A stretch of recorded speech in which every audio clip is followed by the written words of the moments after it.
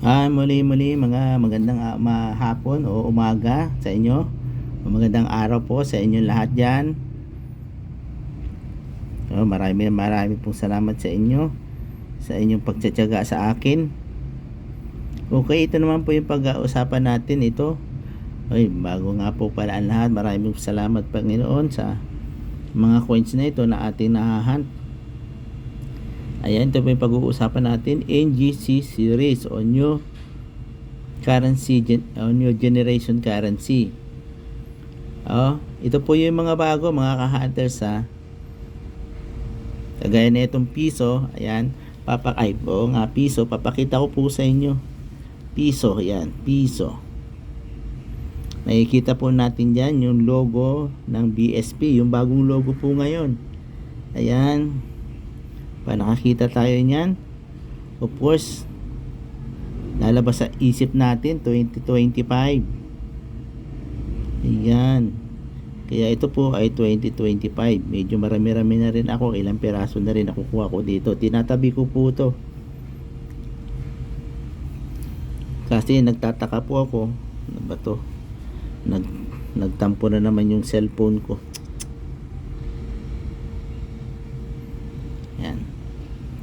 Ayan po, 2025. Yan. Kasi bakit tataka tayo dito? Bakit ba unang inilabas pa itong 2025? Nasaan yung 2020, 21, 22, 23, 24? Di po ba? Yan yung hinahunt ko po, yung mga taon na yan. Sa ibang coins po may 2021 na, kagaya ng 5 piso. Nonagonal meron na po dyan 2021, pero wala po silang 2022. Sa 10 pesos naman po hanggang 2020, walang 2021. So yan, mayroon na po ako nito. At ito po yung isa, 25 cents po to, 25 cent. Yan, parehas po sila ng logo kung makikita nyo po. Yan ang mga logo, mga bagong logo, panahon ni Marcos.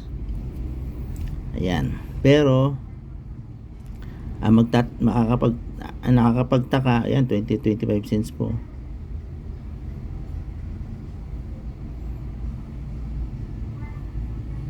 Pintahan natin kung anong taon. 20.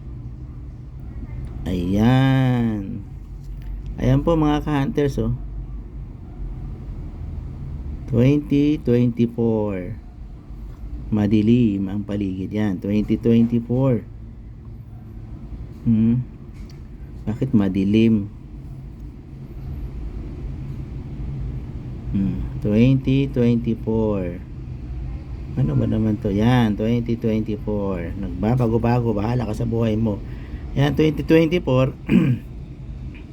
Ito po ay 2 piraso 2024 na 25 cents o 25 centavo. So sa 2025 po, meron na rin po ako, nakakuha na rin po ako ng 2025 nito. Ngayon, muli ang tanong, nasaan yun?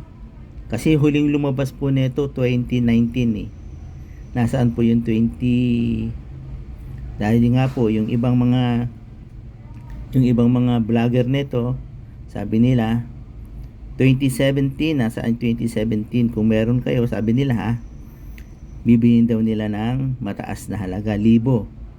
Basta yung 2017 nitong new generation currency. Ngayon dito tayo sa bago.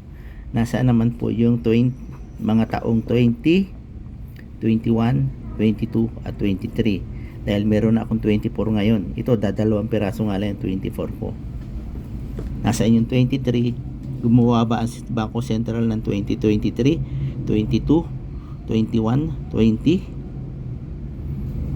Bakit nauna pa itong mga huli na to na inilabas sa sirkulasyon?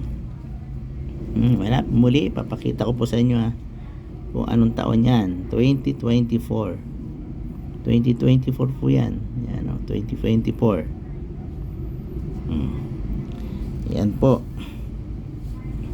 Yan, magiging, I think, kung meron kayo nung mga nabanggit kong mga taon, marahil magiging kuan yan.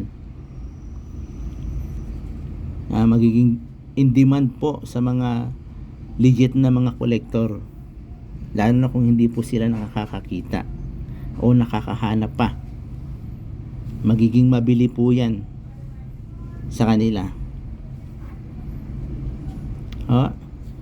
Ayan po, bagong impormasyon po para sa inyo mga ka-hunters. Kaya hunt lang po yung mga ganitong 25 cents. Huwag nyo basta-basta itinatapon po. Suriin nyo po muna bago nyo ilagay kung saan-saan. Hanggang sa muli po mga ka-hunters Hanggang sa muli, sana makahunt kayo. Bye bye po, ingat po tayong lahat.